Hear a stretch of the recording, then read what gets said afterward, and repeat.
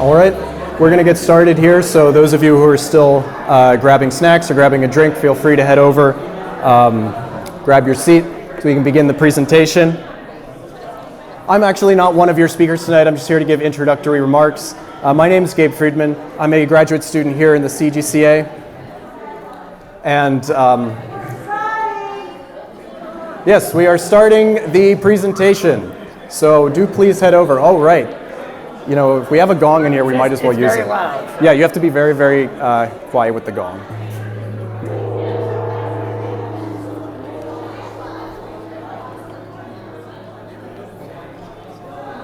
All right. Let's just get ahead with some introductory remarks. As I said, my name is Gabe Freedman. I'm a graduate student here at UWM in the physics department, a member of the CGCA. I'm currently the head of the Coffeeshop Astrophysics. We don't really have a title for this, head president, head barista, whatever you want to call it. Point is I'm here to provide a couple opening remarks for the presentation tonight. So why are we all here? Well, we're celebrating a very special occasion. Coffeeshop Astrophysics, the public outreach group run by members of the CGCA, is turning 10. It is our 10th birthday this year in 2024.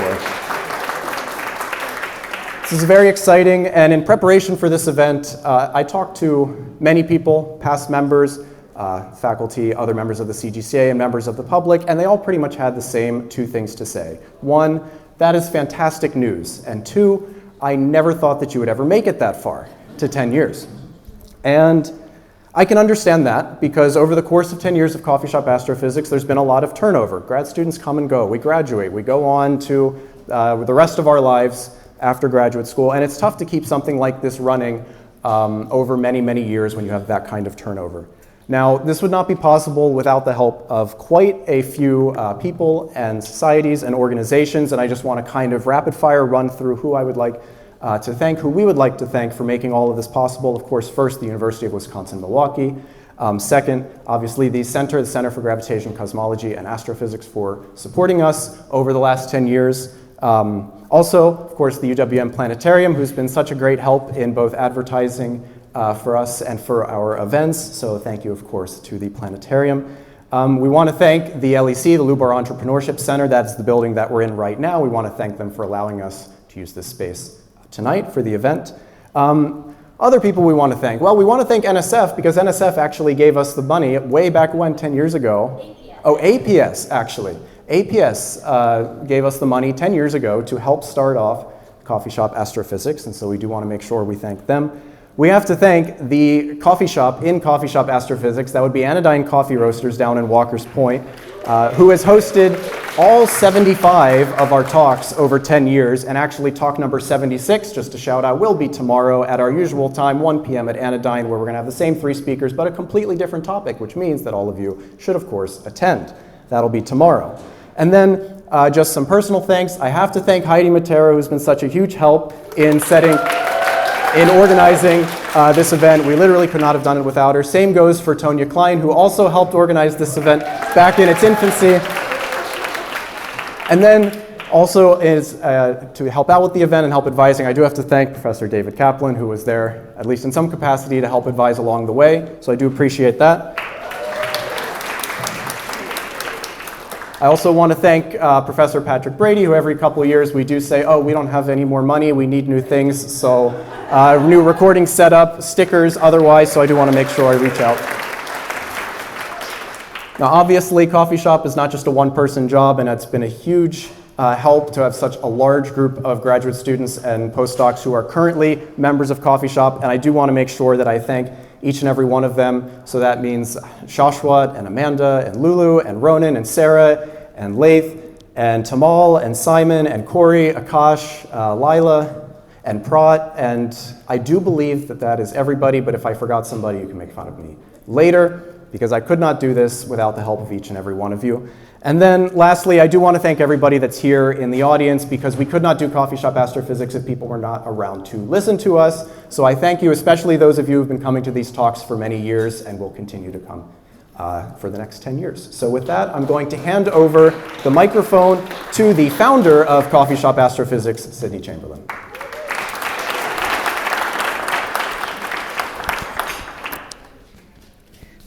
lots of microphones. Bear with us here.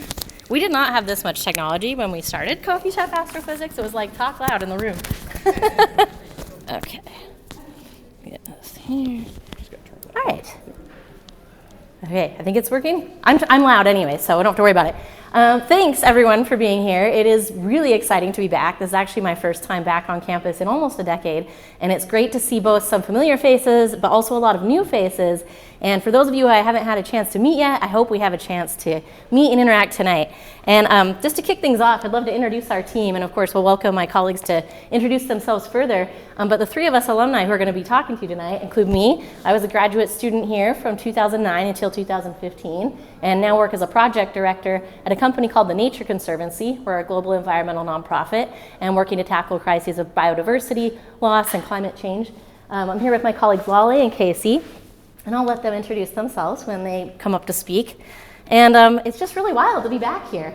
And I kind of thought I would kick things off. You're going to hear tonight from my colleagues about the evolution of Coffeeshop Astrophysics over time, but I thought it might kind of be nice in the beginning to kick us off with just a little bit of high-level context around why this exists and what the importance of this kind of event is. And I'm a physicist, so of course I'm going to start with an example from physics. In 1916, Albert Einstein was putting final touches on the theory of relativity. And as many of you in this room know, relativity is a fairly abstract and difficult theory, not easy, and so it is perhaps surprising to think about the fact that every single day, millions of people use relativity for non-scientific tasks. And of course, I'm talking about GPS. So GPS was created by the Department of Defense in the 1970s for navigation and defense, and it requires relativity to work, right? GPS wouldn't work without corrections from relativity. And so this is a really great example of how fundamental science, even very abstract, complex science, can play a really powerful and important role in shaping the lives of everyday people. But this kind of success story isn't necessarily obvious. It requires good science communication. So let's talk about that and why that matters. This figure here, ooh, and we do have a fancy laser pointer. Maybe I can actually try using this. So this is called the science communication feedback loop. And just to give you a sense of how science communication works based on this loop, here's how it works. So you've got the scientists, that's a lot of you in this room here. You're doing science, right? Doing research, creating conclusions from that research, publishing your findings in journals. That's this inside circle here. And then what we see is that we start to move out in these concentric circles. So you move out into the scientific community. You're taking your research through peer review. You're collaborating with large collaborations of scientists. You're working together to develop creative, rigorous, new science. And then the circle expands further outward.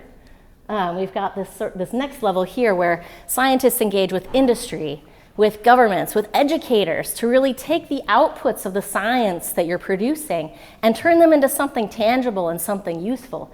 And finally, that science trickles out to this final outer sphere, the general public, where everybody everywhere can benefit from the outputs of the science we're producing. And what you can see from this is that it's a loop. So there's these little arrows, and as you go around, this interplay between these different spheres really shows that there's interaction across all levels of science. And on this outermost level, we loop all the way back into the middle because we're providing support for the next generation of scientists. So when science communication works well, we have this great exchange. And you can see on the bottom this little ribbon of science communication. But the challenge is, what if science communication isn't working well? What are the challenges to good science communication? And there are some. If you're sitting inside this little, innermost one or two spheres here, you might note that doing research at an academic institution can kind of be an exclusive activity, right? It's not something that's necessarily accessible to everyday people.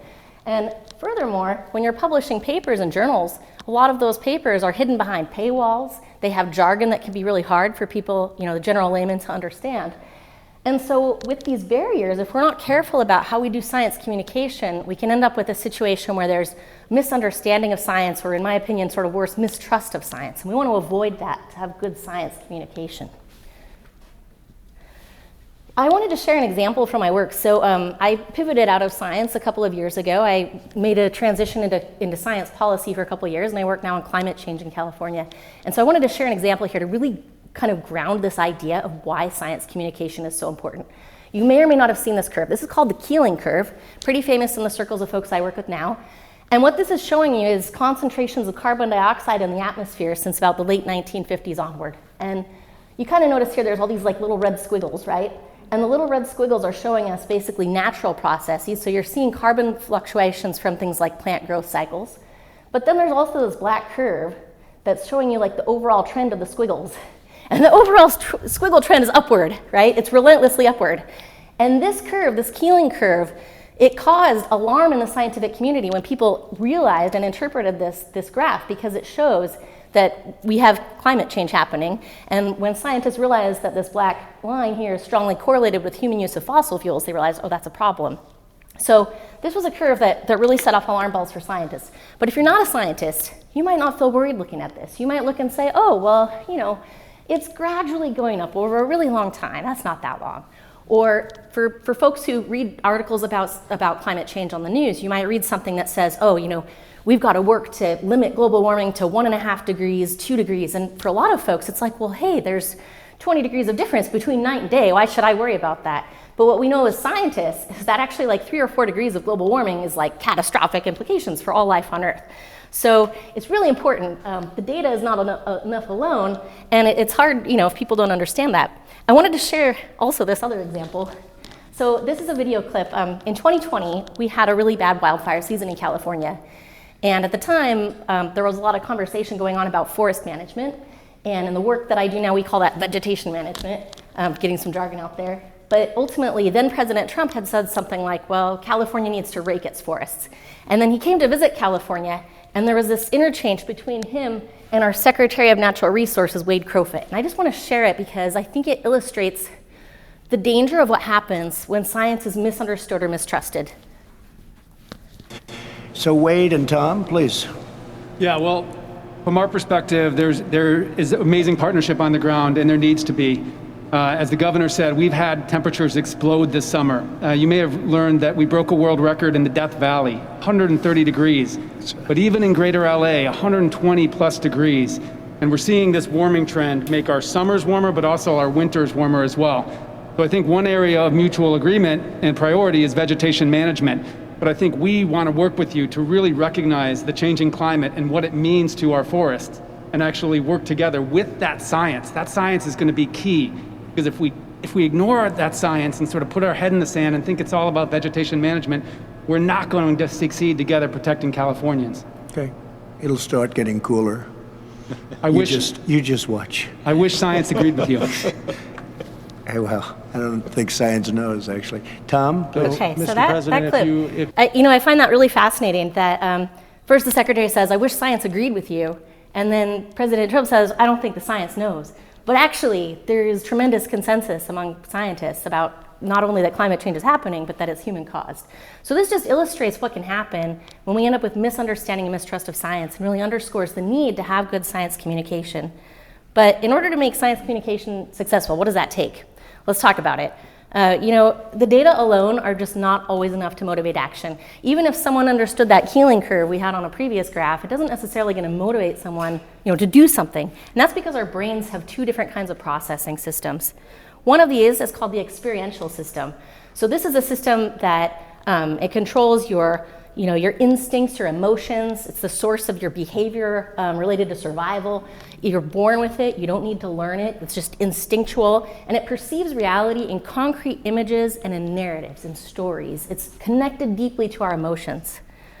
The other brain processing system is analytical, is logical. It relies on things like numbers and words in order to perceive reality. And this is a system that has to actually be learned, right? Like, you don't come out of childhood automatically speaking French or like knowing differential equations. You have to learn those things.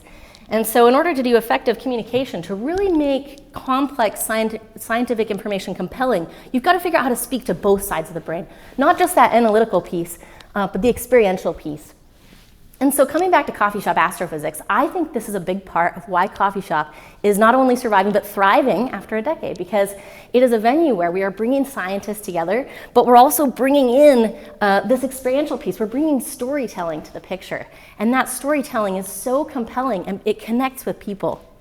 So let's talk about Coffeeshop and how Coffeeshop was born. And this is where I'm going to tell some of my own personal storytelling.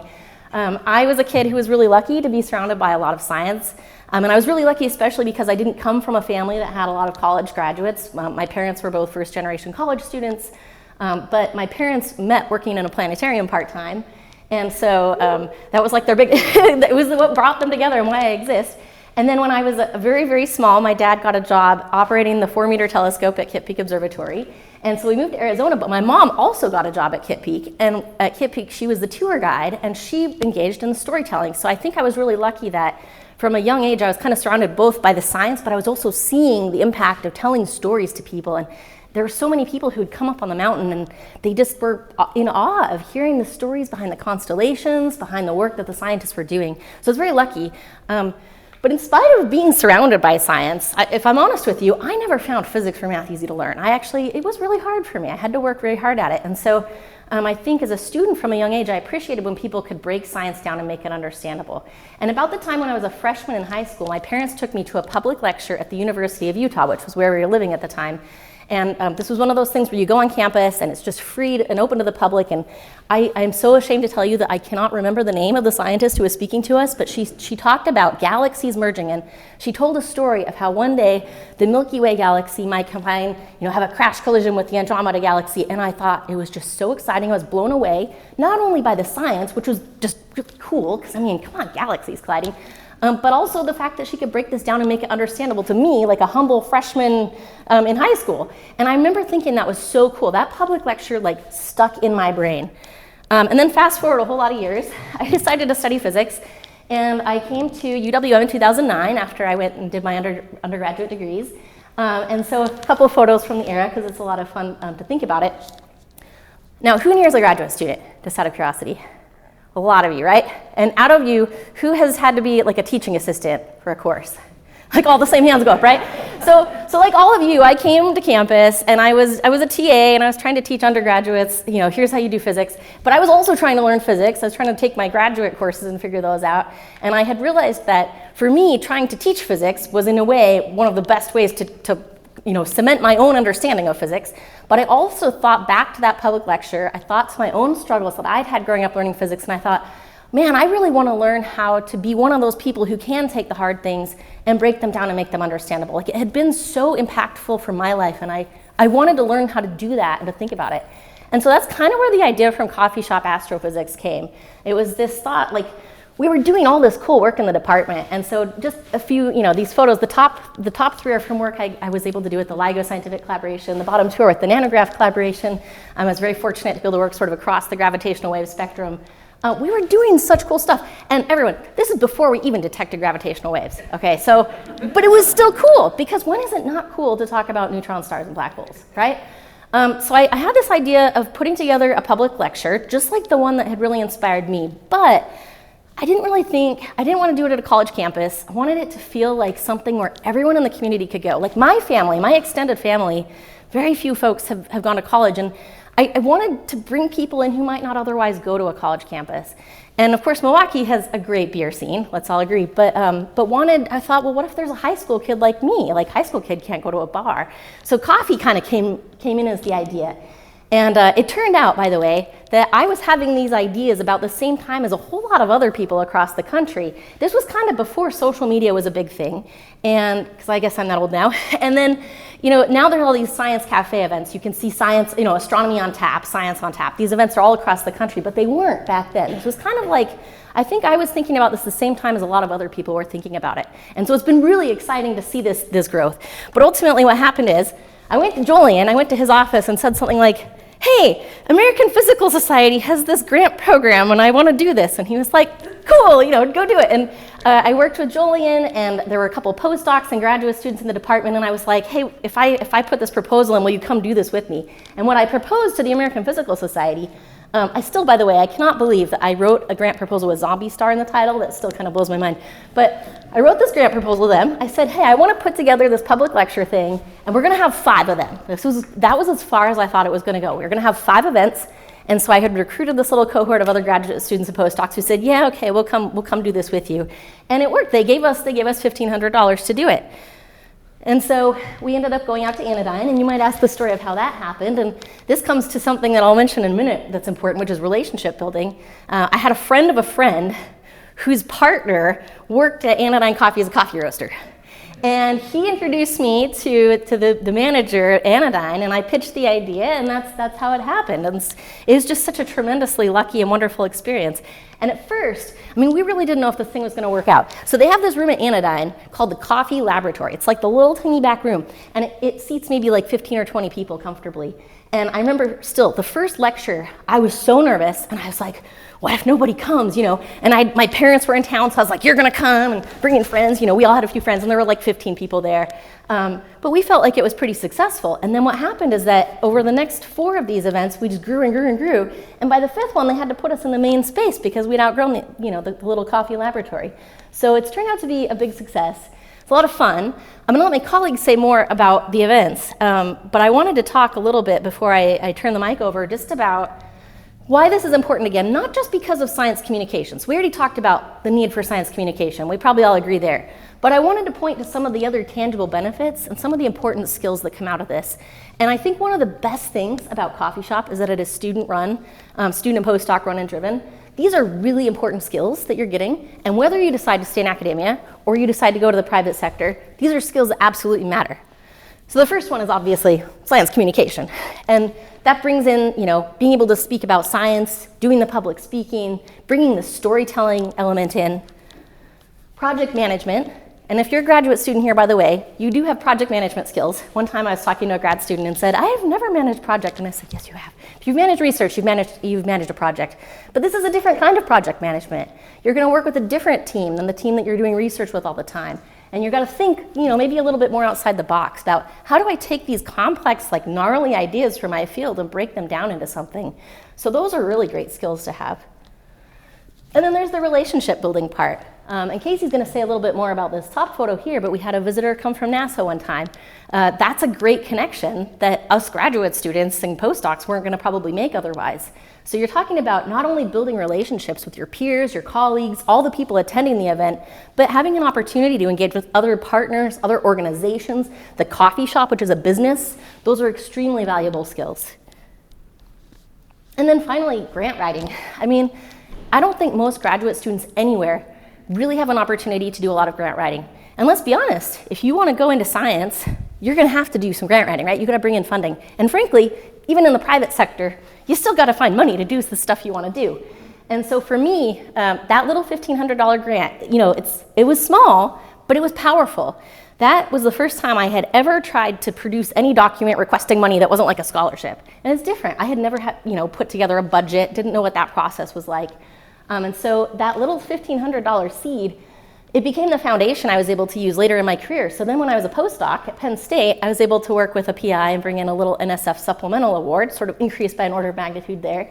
And that foundation let me, when I transitioned over to the private sector, to really start to hit the ground running with my own grant raising skills. And last year, I finally managed to get up another order of magnitude. I brought in a $6.7 million grant from the state of California, which I'm really proud of. So yeah.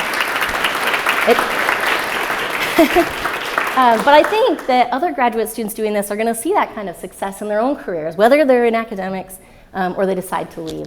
And then finally, because it's not just all about tangible benefits, there's the intangibles, right? The fact that it is fun.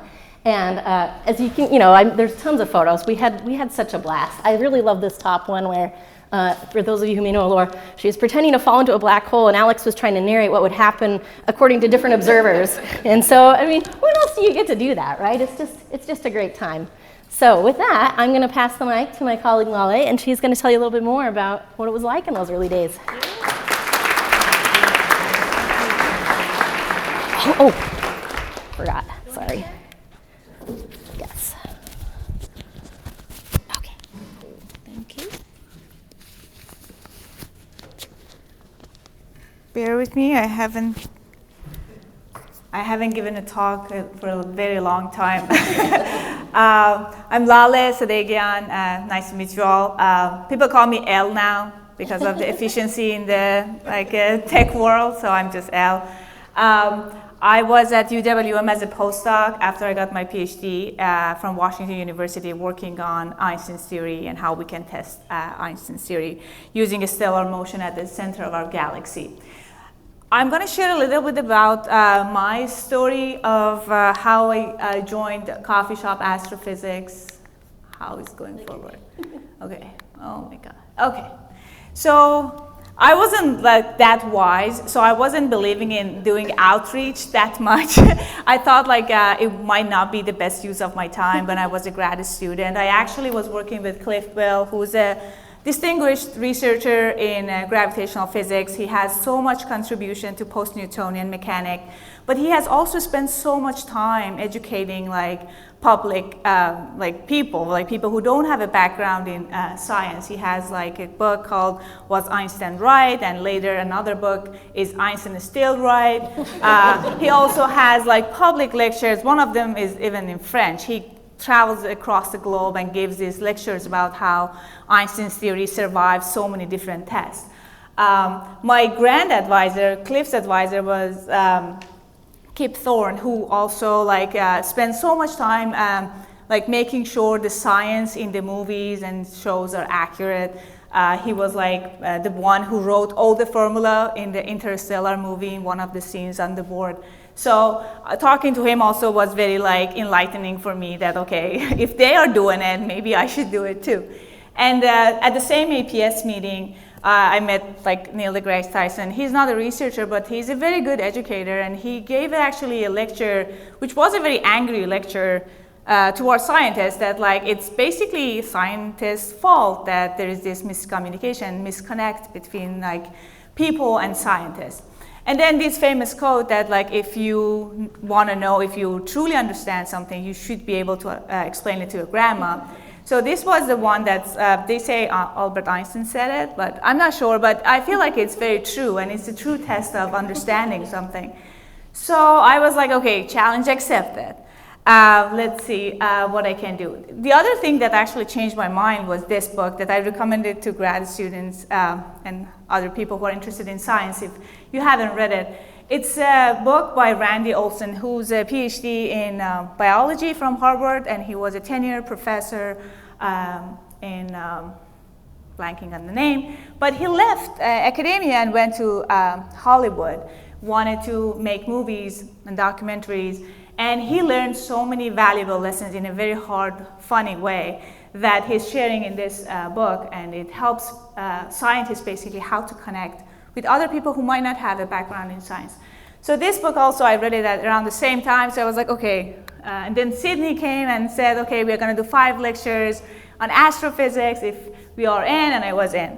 So I joined the Coffeeshop Astrophysics, and I obsessed over that logo, by the way. We totally micromanaged that guy who created this logo for us. He brought us some options, and we're like, no, we need the real saucer. You should pour it and take a picture, stick a black hole ejection X-ray at the middle of it. And the goal for me was to be not intimidating, because in my opinion, science needs to be true and accurate, but also not intimidating. And I love that we were doing it in a coffee shop. So people, I just wanted to not be shutting their ears as they're sitting there. My measure of success at the time was how many questions we are getting after each lecture. So I was paying attention to, okay, people are really asking questions and dare to ask questions. I feel because of things that Sydney was talking about, people think science is not for them, which is kind of sad. So we were trying to fix that, and the 5 lectures that we started with was these ones. Of course, we started with Big Bang, and then we talked about life cycle of the stars. We talked about black holes, which was totally my kind of jam. I love that lecture. We talked about New Horizon mission to Pluto, and we also talked about even dark matter and dark energy, and that was a concerning lecture, to be honest, for me. I thought this is 2 of biggest mysteries that has come across human being, and we are gonna talk about it, and I don't know what type of questions I'm gonna get, or what type of crowd we are gonna be attracting with this, but it actually went pretty well. We really tried to stay true to the science and observations, and again, we had lots of fun, as Sydney was saying. We even doing I don't know, picturing like Big Bang from like cooling down and like the particles forming and all that. We like on the like fly, we were just drawing things for people. We had this like demo of two-dimensional space-time, that like how the space-time worked around the massive objects. So yeah, lots of fun. And one of the main lectures that is a great memory for people probably from LIGO and other people who are interested in science in general was the detection of the first ever gravitational wave. This is actually a vintage shirt I'm wearing. It's 8, 9 years old. I'm sure they have sweater now, so I don't have to freeze in the cold. But so they detected the first ever gravitational wave signal of colliding, like two black holes colliding. And by like observatories that LIGO had, it resulted in like the Nobel Prize for the 3 main contributors in the field in 2017. And we had a big event at UWM and CGCA for celebrating it. We were like getting ready for like the announcement here. We had like sort of event, like we were all sitting like preparing for it. There was a party at Patrick's place that night, which was like so much fun. And then we also had the same APS meeting. This is like a cover of physical review letters, and all the scientists actually signed around this. And I don't know who has it now, but it was such a cool like celebratory event that we all participated. And if you look at like this date, it's like February 11th. It actually got announced for the very first time globally, like by LIGO collaboration. And we had an event like 9 days later on Coffeeshop Astrophysics, sharing this like main discovery with people. We took out like a two-dimensional space-time there. I hope you can see it, and like had a big like talk about like what gravitational waves are, and like I feel like by that time we had prepared people. Like I felt like we landed the message, and that was a moment that like Anodyne told us they sold 200 coffee. So around that many people, I don't know how many coffee everyone drank, but good number of people showed up at that day, which was like great to see and hear about it. And as you might have heard, gravitational waves can be translated to sound, and like if you look at the frequency. So we asked people even to mimic the chirp of the gravitational wave, and that's how. Again, 1, 2, 3. Thank you so much. So we had lots of fun, and it was a great experience. So thank you, Sydney, for starting it, and all the people who have like carrying Coffeeshop Astrophysics over 10 years, which is very hard to believe, to be honest. Thank you all again. I'm going to pass it to Casey, who's going to talk more about the evolution of Coffeeshop Astrophysics.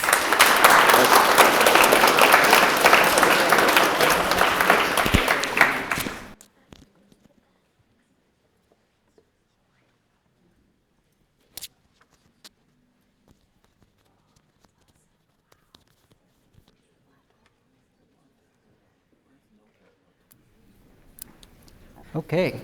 All right. Yeah, so I'm going to talk a little bit about the growth of Coffeeshop over the years and the impressive endeavor that it has become, and all of the people who've been involved with it since and presently. So a lot of the growth can sort of be attributed initially, at least, to that grant that Sydney started, and as we mentioned previously, ever since then, we have periodically requested additional funds as we've run out. But the importance of these funds certainly can't be understated, because as we started to realize the momentum that we were picking up and just the effect it was having on the public, it allowed us to be able to expand sort of what we were doing via the means of simple things like posters, bigger and better posters, flyers, and business cards to be able to distribute to people as they were coming to the events, even fun swag items like all the awesome stickers that you guys are making these days. It's really cool. And those sorts of things are sort of like that direct engagement that we get to have, where we're giving a little piece of our group to the community, and they get to take it out and have that sort of as a reminder. So those were some of the growing costs. We also started to grow in costs in terms of production value. We decided at certain points to buy bigger and better equipment, so we got a more powerful projector to deal with all the ambient light coming in from the windows at Anodyne, better screens that weren't as hard to open, I think, than the original ones. And things I remember, like one of the big first investments we made truly was the wireless or the handless headsets. That really upped the audio quality, I think, in the room. And Anodyne has a really fantastic setup. If you haven't been there yourselves, they are already very well equipped for hosting music type events. And by getting these sorts of audio equipment improvements, we were able to directly interface with their equipment, and that really boosted the quality. Along with all of the video capture equipment that the group now has, it's really impressive. And it also kind of leans in towards what Sydney was saying earlier about the additional skills and the other things that were happening behind the scenes. Because, of course, the people giving the talk on the day at the front of the room, they are the center of attention. But really, it's the whole team effort that's making it possible. Because people like here in this image, Ian and Shashwat, doing the audio checks in the background, making sure that the mics were running the whole time properly. That was incredibly important. And with all of this equipment, we would typically have to show up to Anodyne very early just to carpool all of that stuff in multiple vehicles. So it really always has been a true team event. And planning and preparation always is another big aspect of that. Like if you've ever asked how long does it take to put together this sort of semester of talks, it takes a while. We typically begin the semester before, like let's say in December for the upcoming spring talks or sometime in the summer for the upcoming fall talks, where we have an all-hands meeting to just figure out, okay, who wants to talk about what? And we start pitching ideas and topics, and then we sort of start to coalesce on things that people are interested at the time. They might be relevant, up-to-date events, and we start planning those as a group. We tentatively pick the speakers, and that way we can then begin that interface with Anodyne. So again, that project management side of thing, like making sure that we're on the calendar and all of that is put in. So it's a lot of work that happens behind the scenes, and it really pays off, because that day when you get down there to Anodyne with all of the equipment, it's kind of a mad dash for everyone to make sure that the posters are set up, the screens are set up, audio's working, cameras are working, whatever it is that we've got that day with us. But come 1 o'clock, when the Anodyne turns off the music in the room and the speaker begins talking for the first time, it's a really impressive moment, which you can see pays off with the crowds that we end up drawing, like the one that Laleh just showed, even for the gravitational detection talk. So the fact that we're getting crowds like this on a 1 p.m. on Saturday always spoke to me as that these people want to be here. This is their best use of their time. We're doing a good job. This is kind of another one of those metrics, I think, of like, yeah, we must be doing a good job. Let's keep doing this and make sure that we're able to continue. So this is payoff, of course, in and of itself. But there's a lot of other ways in which Coffee Shop has additional payoff and has grown over the years. And part of that is through collaborations. So over the years, these are just some of the groups that we've been able to collaborate with, and it's been a really fun experience. So we've worked with the Underground Science Society, the Milwaukee Astronomical, and the Ware Astronomical Societies, Astronomy on Tap recently, as mentioned, of course the UWM Planetarium multiple times, and the Astronomy Club on campus as well. And we were even one of featured events in the Wisconsin Science Festival several years back. So these are sorts of the different ways in which we've branched out, and I'll mention a couple of these in particular. We've got actually with us tonight Frank Kenny, who is originally, I don't know if you want to raise your hand and put you on the spot, Frank, but Frank was at the time attending a lot of our coffee shop talks, an avid participant and always asking a lot of questions, came up to us one point and asked if we would be interested in collaborating with the Milwaukee Astronomical Society. That seemed like a very natural fit, and yeah, so we've given several talks with them in the past. This was Sean giving a talk on citizen science, so that was a pretty fun event. Plus, honestly, Frank, I have to say, it was always very much appreciated, the small stipend that you offered us. And I think that was one of those sorts of things where, at least for us, at least for me, as a grad student at the time, being paid to kind of do my job in this sort of way felt really special, felt really important. So that was a gesture that was very much appreciated, I think, by everyone who previously gave a talk there at Milwaukee Astronomical Society. We also have worked quite extensively with the Underground Science Society. That's another really fun group here in the general area. So run by Monica Ryan, I believe, and Jessica Olson are still maintaining it. They both at the medical college, or at least were at the time. I don't know where they are these days. Amber, or is that good? Okay.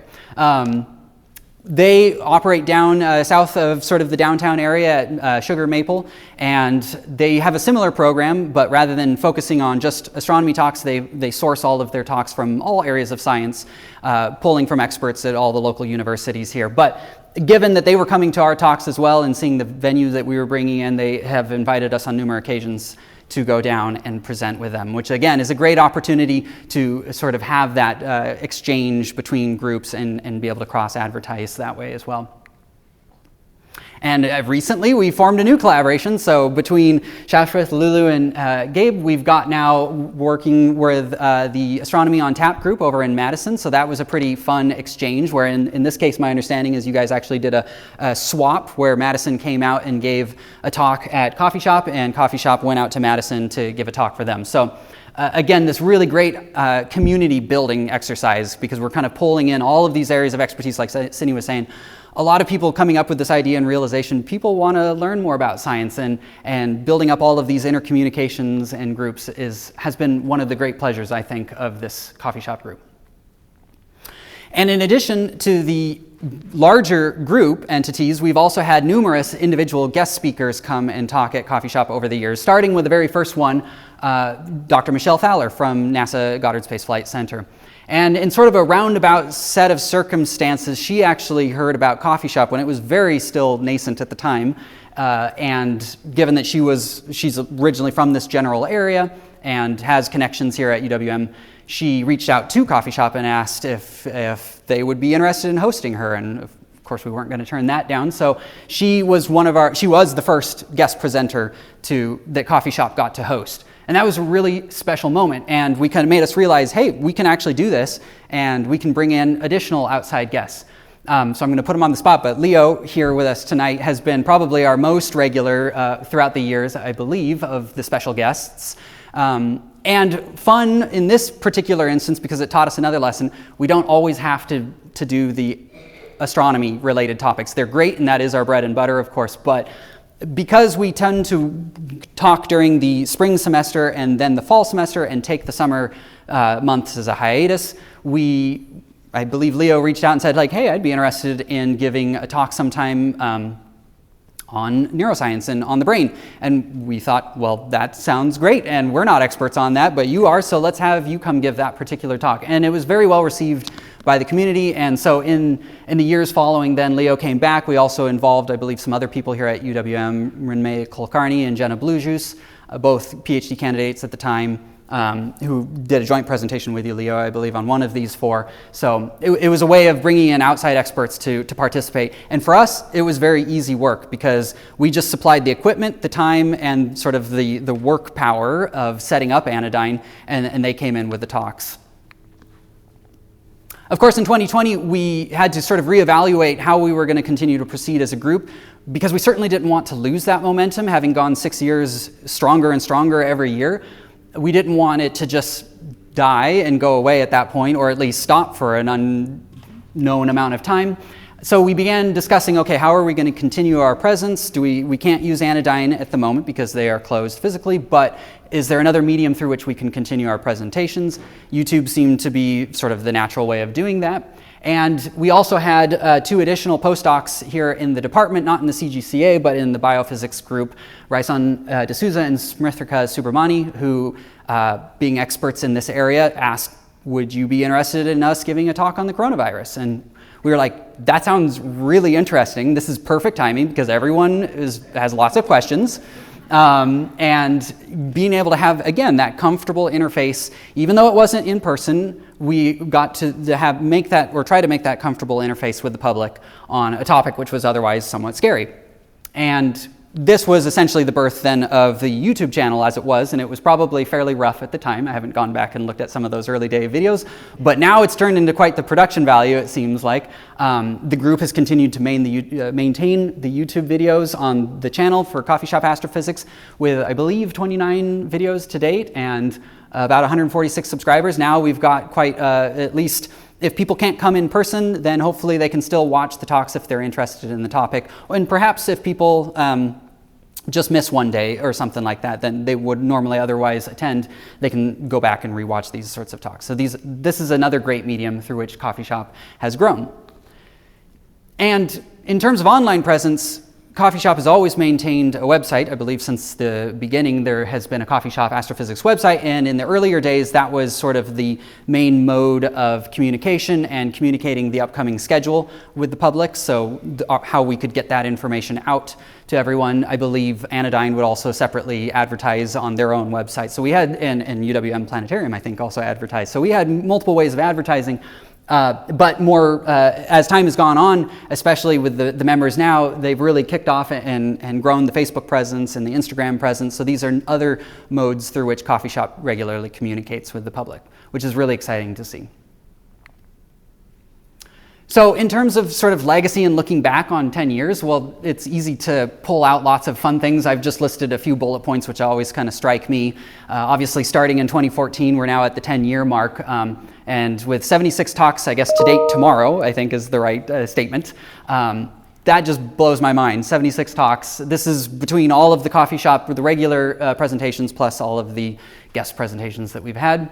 And we've passed through about 38, perhaps, if I got the number right, graduate students and postdocs through the program who have actively participated in some way or the other. We've fairly frequently attracted crowds ever since we started trying to do rough head counts of people for log keeping and everything, of 70 or more people attending these Anodyne talks in person. Even on slow days, that's like maybe 40 people. On busy days, that's more like 100 people. And as Laleh said, the most spectacular of which was the announcement of the gravitational wave detection, which we estimate had over 200 people based off of the orders. So that was pretty spectacular. So I'm just going to leave now and conclude on this slide. A massive thank you to all of the past members, and especially a huge thank you to all the current and present members who are continuing the growth and the continuation of Coffee Shop. It's been a lot of fun. I wish all of you the best of luck, and here's onwards to the next 10 years. So thank you so much for having us again tonight.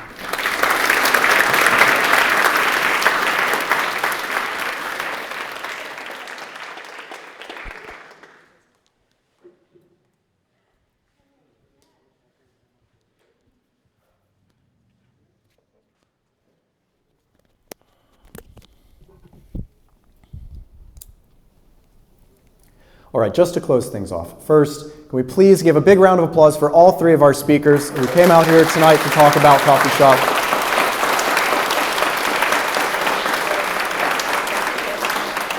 And I'm so thankful that we had such a great audience today. Just a couple closing remarks. I mean, if you have not already followed us on social media, of course, as Casey showed just a couple slides ago, we've got Facebook and Instagram and YouTube. It's a great way to know about our events, when they're happening, and keep up to date. If you have never been to a Coffee Shop talk before at Anodyne, there is no better time than the present, and in fact, there's actually no better time than tomorrow at 1 p.m. at Anodyne. Again, just another reminder, we're having another presentation by the same three speakers who are here tonight.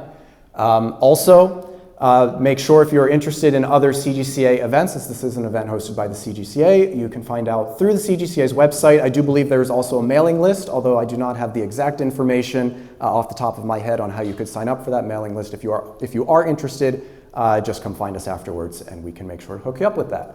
And then lastly, as I mentioned during my initial opening remarks and thank yous, this could not have been possible without the help and support of all of the members of Coffee Shop over not just the last couple of months planning this event, but over the last 10 years. And so I do want to make sure to properly recognize them, that anybody here who is either currently involved in Coffee Shop or has been over the last 10 years to please come up so everybody can thank you and we can probably take a group picture.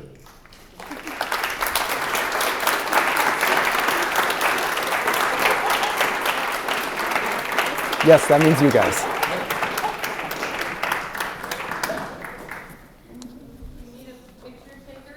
Yes.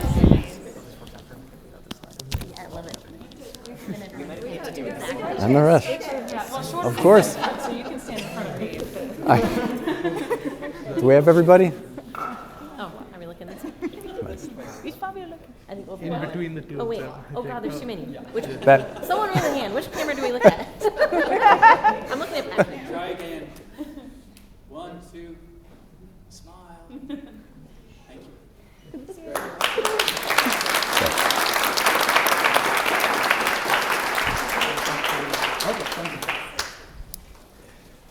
So thank you all for coming tonight. That concludes our event.